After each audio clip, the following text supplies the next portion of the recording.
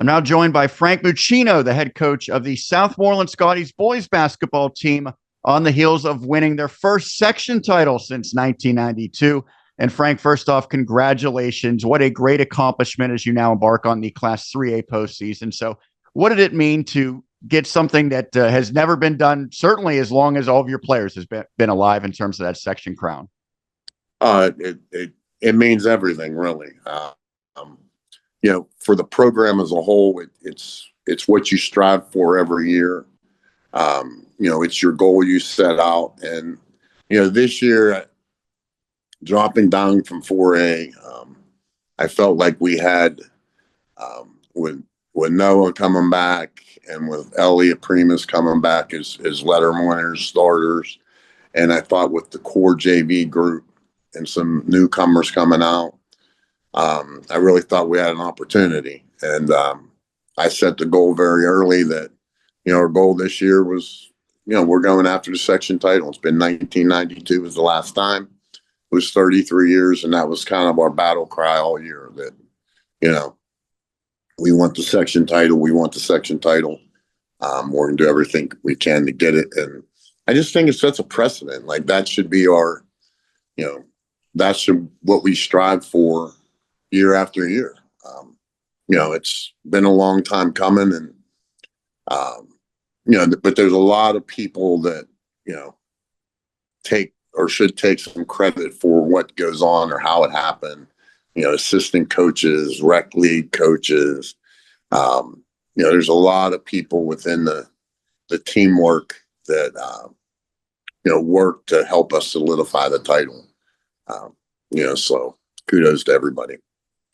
Your last comment there kind of brought up a transition to my next question. I would imagine it's significant for the players, but because it's been so long, it probably is even more meaningful for people like you or some of the alum or fans of the team that have maybe been following the Scotties going back to the 90s. Did you get that feeling?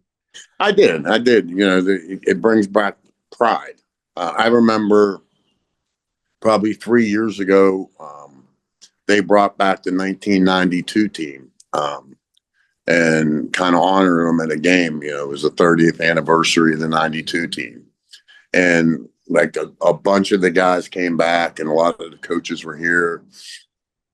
And just the memories that they had made through that season and getting together, and they were reminiscing. And, and I told these kids, you have an opportunity to do that, to build memories that, years down the line, you're going to be able to get together and say, hey, I was on that team that won that in, 2025, and the significance of that, but like, in any good program, there's just so many people that have a hand in it or a part in it. I like to think I got, some of the best assistant coaches. I got people that work in my rec league that are dedicated and hard workers who, really put the time in with the kids at that level and, help them, to when they get to the high school level. And I just think it's starting to pay off. And I think there's some good years, coming up. Noah Falenser has had a heck of a season, and he's had a good career. He's over 1,000 points now. What does he do so well? He's a scorer. He has a scorer's mentality. He scores at all three levels. He can get to the rim. He has a mid-range game that, a lot of times in high school basketball, that's kind of the level that's going out the door. It's either a three-pointer or someone gets to the rim. He has that mid-range game where, he can take that little 12, 14-footer, and then he can shoot the three. So he's a tough guard. He makes you guard him at all three levels, and he just has that scorer mentality. Like, one missed shot's not going to, throw him off his game. He's going to come back. He'll take the next one. And we mentioned the section title, 10-0, 17-5 on the season. Yet you get the number 6 seed as a section champion. How did that align with what your expectations were and the matchup against number 11 Carlynton? Was that what you were anticipating? They were within the 3-team window that I kind of looked at.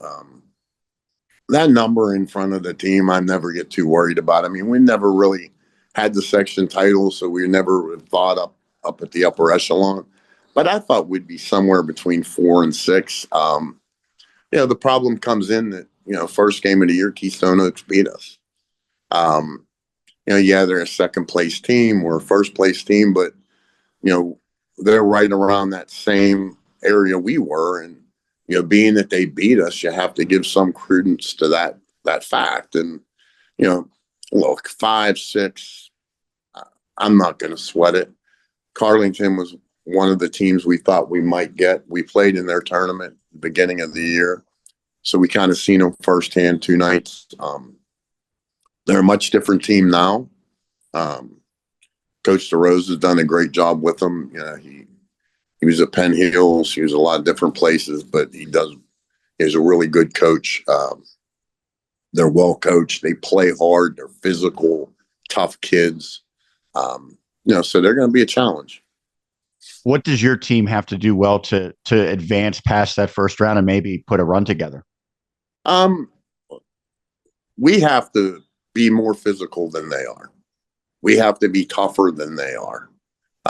And what's physical, what's tough in a basketball game? That's rebounding, that's defense, that's getting on the ground for the loose balls. That's knowing your scouting report and defending it the way we want to defend it and being tough mentally to make sure we're locked in, to where we don't let our guy go where we don't want him to go. And those are the important parts. It's, getting open, being tough enough to get open, create space for yourself. Those are the things I'm looking at. Like, we got to be tougher than they are, because they get up in you. They guard you tight. They're going to face guard you. They're not going to give you an open space.